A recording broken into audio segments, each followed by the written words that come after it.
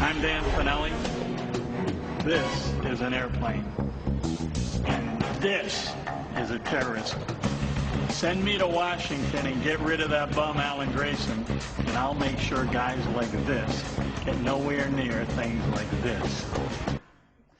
That was one of the many unique commercials spotlighting my next guest's run for congressman of Florida's 8th Ward. He poses with pistols in his posters. He kisses babies and Berettas. He's for both revolution and revolvers.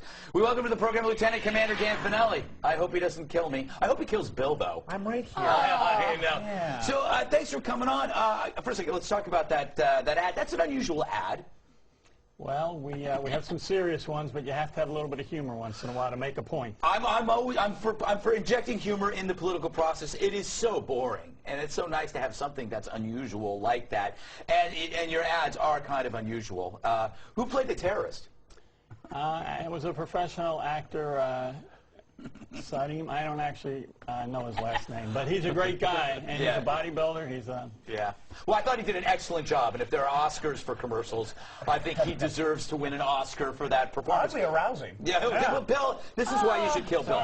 So you were you were a commercial pilot after you're in the forces, and you were flying on 9/11. You were forced to land, weren't you? That's correct. I was maybe 35 miles outside of Washington National when I found about airborne that one of the Twin Towers had been hit. Yeah. And it immediately kind of kicked in the military training and some top secret security briefings that I had. This was probably terrorism, and when the second plane hit, there was no question about it. Now, did you tell any of the passengers, or did you just land? No, I dealt with it. I mean, I, of course, briefed my crew, my first officer and second officer, and I had to contact the lead flight attendant to find out what was going on in the back, but that kind of news isn't something you can spring on an airborne group of passengers. Yeah, that's what I always love about pilots, is that no matter what's going on, they're all like, we're going to have a little bumpy. It's going to be a little bumpy. Everything's going to be a little bumpy. Half a wing to your right.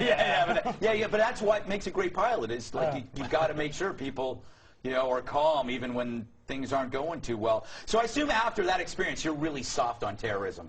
Okay, it's none of this knee-jerk reaction stuff. We need things that are going to be effective. Yeah. And so, unfortunately, what's been going on sometimes in the past has just been knee-jerk reactions that don't accomplish a whole lot. What do you say about, how things are going now in terms of security in the United States? Do you think we are safer? Do you think we're less safe?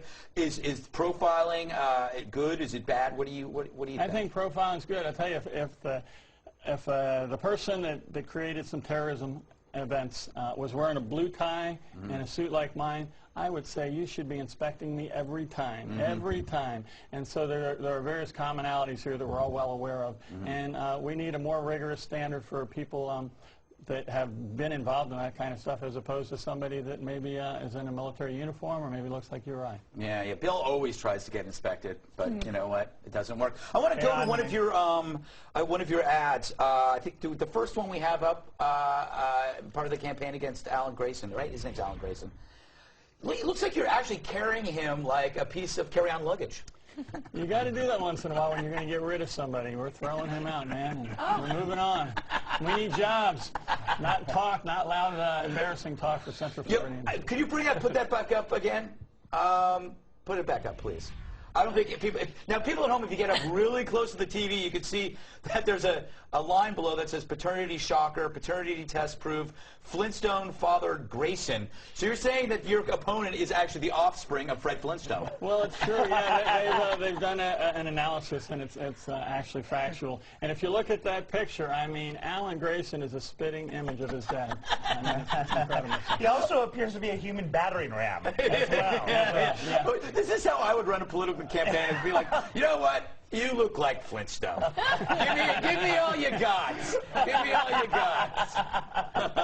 He has a hard head, that's for sure. Yeah. So I have one more question. How's the campaign going? What are your chances? Or, how's it look? Chances are great. It's going very well. We are picking up momentum each and every day, and people are ready to get rid of him. They want somebody that's going to really do something instead of just go up there and just sit in a chair in an empty suit like a lot of those people up there are doing. We need somebody that really believes and is going to work for the right reasons. And I'm ready to bring jobs up there. The three major things: national defense, bringing jobs back to the country, not only Central Florida, and terrorism. I'm qualified, well qualified in all of them. Also more air conditioning. Florida needs air conditioning. All right, we got to move on. Lieutenant Commander Dan Fanelli, thanks for coming on.